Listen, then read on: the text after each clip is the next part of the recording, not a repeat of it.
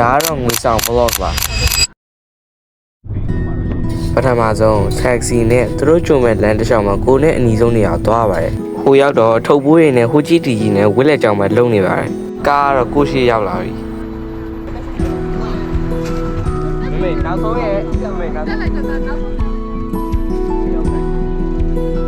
ကားပေါ်ရောက်တော့ဒါကျွန်တော်ပထမဆုံးနေရာယူမဲ့ခုံပေါ့ပြီးတော့အနောက်ပြန်ရောက်သွားပါတယ်နေနေနဲ့ထွက်လာတဲ့အတူကျွန်တော်လည်းခုံနောက်တစ်ခုရောက်သွားပြန်ပါပြီဒါကတော့ကျွန်တော်လမ်းတစ်လျှောက်မှာလှတဲ့ဟာတွေရိုက်ခဲ့တာပါရုပ်ကလည်းအေးချင်မှုလို့ဖြစ်နေတယ်စပင်ရလည်းကောင်းလျှော်တာတော့ဘာရုပ်ပေါက်နေမှမသိဘူးဒီနားမှာ cinematic shot လေးခဏရက်ပြီးတော့အစာပြေဝင်စားကြမယ်အိတ်စင်မူလူဖြစ်နေသေးပေမဲ့ရုပ်ကတော့နည်းနည်းချောလာတယ် breakfast ကတော့ trade to room ကိုစီထမင်းပဲစားတယ်ပြီးတော့စားရတာဝိတ်ကြအောင်ဆိုနည်းနည်းတော့ပတ်ပြေးလိုက်ပါတယ်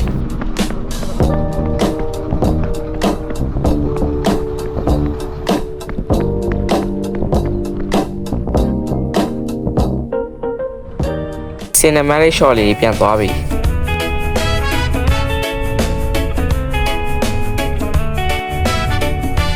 ဒါကတော့ချောင်းသားလေးငွေဆောင်လမ်းခွဲဝါးရဲ့လမ်းစုံလို့ထင်ပါတယ်လမ်းခွဲဝါးရဲ့နေရာဆိုပေမဲ့ပန်းချံတော့မဟုတ်ပါဘူး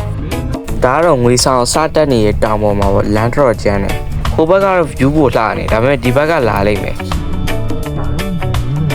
ငွေဆောင်နဲ့တော့ရောက်လာပြီဘယ်ဟိုတယ်ရှိမှလဲမသိရောက်နေချင်းချက်သိန်းတွေထားတယ်ဘာဖြစ်လဲမသိအရန်ထားကြလို့လား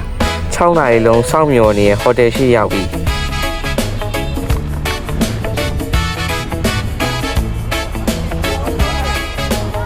အထုပ်တွေဆွဲပြီးတော့ကောင်တာကိုသွားနေပါပြီ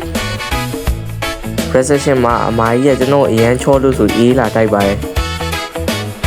အခန်းရတော့ပင်လယ်ဘက်ကိုအရင်ပြေးပြီးတော့ view ကိုကြည့်ပါတယ်တန့်ရှင်းနေတာမသူမှလည်းမရှိဘူးရေဦးရမှာလည်းမသူမှမရှိဘူးကျွန်တော်တို့စုပဲရှိတာဟိုတယ်ကလည်းလှပါတယ်ဟိုတယ်တစ်ပတ်6ပတ်ကြီးပင်လယ်ကလည်းတန့်ရှင်းနေတာဟိုတယ်ရှိမှလည်းအမှန်မရှိဘူးနေ့လေကြတော့ tea time ဆိုပြီးတော့မုတ်လေးကျွေးပါတယ်အရင်ဆုံးပင်လယ်ထဲမဆင်းရင်ရေဦးကန်ထဲမှာအရင်ရီစိမ့်ပါမယ်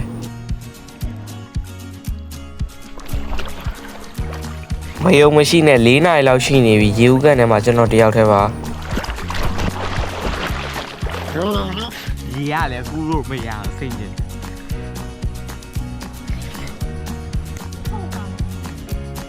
ဒါကတော့ပထမဆုံးပင်လယ်ထဲကိုဆင်းမှာပေါ့ဟိုတယ်ရှိမှလည်းအဖေနဲ့ညီမရှိပါဘယ်သူမှမရှိဘူးဘာစိတ်ပေါက်လို့လဲမသိပါဘူးရေဦးကန်ထဲထွက်ပြီးတော့သဲနဲ့လူးကျင်တာပါ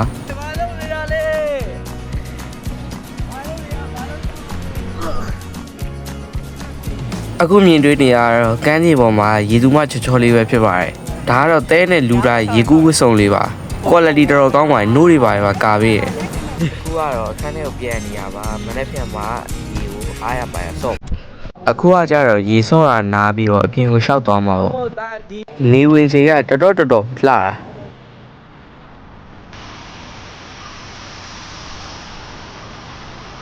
ပြီးတော့အခန်းထဲရောက်တော့မသူ့ဘဝမရှိရင်ကနေပါတယ်တချင်းတော့ထဲလို့မရပါဘူး copyright မိနေမယ်ကဲဒါကတော့အခန်းကိုပြမယ်ထော်လေးပဲဖြစ်ပါတယ်ဒါကြတော့အဝတ်တွေဦးလာရဲ့အောင်နေခဲ့နေဗာမြတ်မှန်ကြီးကော်ဖီကဟိုတယ်မှာပါပြီးတော့သုံးထပ်ဝယ်လာမိရအောင် power bank GoPro လက်ကိုင်အသွေးကြိုးတွေမှာ GoPro အသွေးနာဖုန်းအသွေးနာဒါကျွန်တော်အဲ့outfit တွေရှိတယ်ဒါတော့ main desk area ဒါကအဖေရမယ်ဒါကကျွန်တော်မြင်ပါအာမာနီဒါကကျွန်တော် deodorant ဒါကကောင်းလေးစီဒါက spray ဒါကhair wax ဒါက sea salt spray sunscreen Vaseline tissue အဲ့တော့ကျွန်တော်ရဲ့Louis Vuitton ပတ်စံကူကိုဒါအစားကိုပစ္စည်းတော့တယ်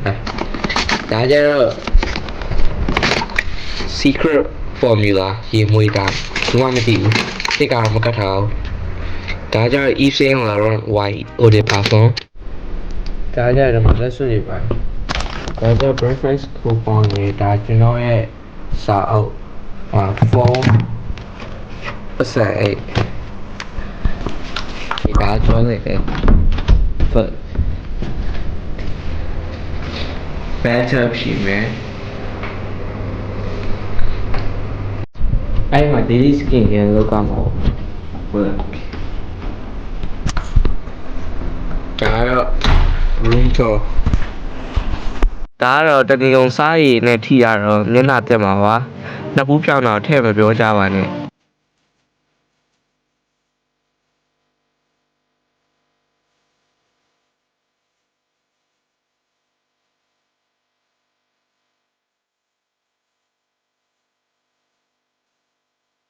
ညရောက်တော့အပြင်ထွက်ပြီးတော့ညစာစားကြပါတယ်ပြီးတော့အကင်တစ်ချောင်းနှိုက်ပြီးတော့ဆွဲပလိုက်ပါတယ်ကက်စီနဲ့ရဒုက္ခဟာရိုက်ကြိုင်နေလုံးဝခွာမရအောင်โอเคအခုကတော့ day 2ဖြစ်သွားပါပြီဗီဒီယိုမရှိပေမဲ့ဒါကတော့ဓာတ်ပုံလေးပါအစာပြေနည်းနည်းလေးစားခဲ့ပါတယ်အခုကတော့စားပြီးတော့ကမ်းခြေပေါ်မှာလမ်းလျှောက်ရင်းနဲ့ shooting ထွက်မှာပါလူမစုံသေးလို့ဟိုတယ်ထဲပြန်ရောက်လာပါတယ်သူများခန်းထဲကခွေးရတယ်တော်တော်ဟောင်းပါတယ်ကမ်းခြေပေါ်ရောက်လာတယ်အခု shooting သွားရိုက်ကြစို့သူများရဲ့တင်ချာတွက်နေချိန်ကိုကကမ်းခြေမှာနေဘူးသားလာလုံနေရပါအခုရေထဲဆင်းဖို့ထွက်လာပါပြီဒါကတော့ဟိုလိုမျိုးလေးရေထဲကိုဆင်းတဲ့ဗီဒီယိုလေးလှလှလေးချစ်စရာလေးရိုက်ထားတာပါပုံမှန်ဆိုရင်တော့လှအရန်ချမ်းပါတယ်ဒါပေမဲ့ဒီချိန်ကတော့နည်းနည်းလေးငြိမ်ပုံမှန်အတိုင်းပါပဲကမ်းခြေပေါ်မှာကျွန်တော်တို့ပဲရှိပါတယ်တခြားသူတွေမှမရှိသေးပါမနက်ဟုတ်လို့လာတော့မသိပါဘူးဒီဘက်ကလှိုင်းနေတော်တော်လှပါတယ်ပြာစင်းနေရောကမ်းခြေကစားရင်နဲ့ထီးပြီးတော့သပင်ကိုနည်းနည်းဖွာလိုက်သပင်ကလည်းပိုကောက်ပါတယ်ရေသူမချောချောလေးလှိုင်းစီးနေရပါလှိုင်းအရင်မကြမ်းလားမသိတမျိုးလေးပါပဲရေနည်းနည်းနောက်တော့လှိုင်းရကြီးပဲထီးတိုင်းပြီးရင်ဆိုင်ကယ်သွားစီးမယ်ဆိုရင်မရှိမဲ့ပတ်စံလေးထုတ်လိုက်ရပါတယ်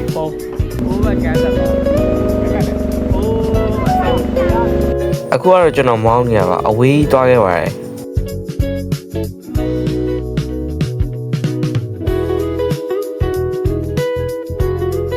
နေရထိုးနေတဲ့အချိန်လေးဆိုတော်တော်လေးလှပါတယ်ရေကကြည်လေးနေရော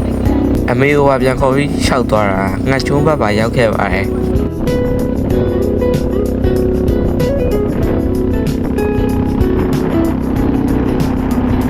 ဖျားဘက်ရောက်တော့ဆင်းပြီးတော့ဓာတ်ပုံရိုက်ခဲ့ပါတယ်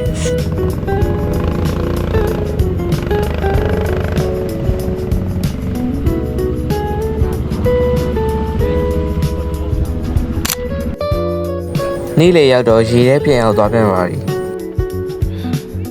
ညနေဆောင်တော့နေဝင်ချင်းနေပြီဖြစ်တဲ့အတွက်တော်တော်လေးလှပါတယ်ရေဆွာတာနေဝင်နေတဲ့ချိန်လှိုင်းစီးရတာတော်တော်လေးကိုမိုက်ပြီးလှတယ်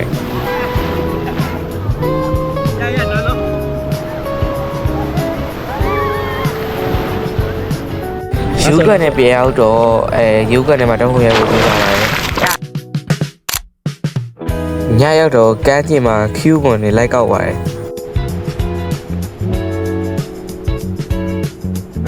ဟိုတယ်ကညဘက်ကျတော့လေတော်တော်လှပါတယ်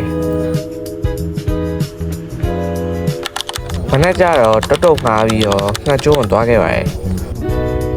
ငှက်ကျုံးဘက်ကတော့လူနေနေရှိပါတယ်ကျွန်တော်ဟိုတယ်ရှိမှာတော့ဘယ်သူမှမရှိရငှက်ကျုံးပေါ်တော့သွားရမရဘူးရေတက်နေတော့ရေထဲကိုဖြတ်သွားရမရဘူးပေါ့ဒါပေမဲ့တင်မောနေကြတော့တယောက်တောင်းဆိုတော့အခွဲလိုက်ကြည့်ကြတော့မကလေးဖြစ်ဟိုတယ်တော့ရောက်တော့တယောက်တည်း enjoy the moment လုပ်ပြီးတော့ video တွေမရိုက်ပဲနဲ့ဒီတိုင်းလက်ပလာကြီးသွားဆော့ခဲ့ပါတယ်အားလုံးစောင့်မျှော်မနေတဲ့အိမ်ပြန်ရောက်တော့ကားဟိုတယ်ရှိရောက်လာပါပြီ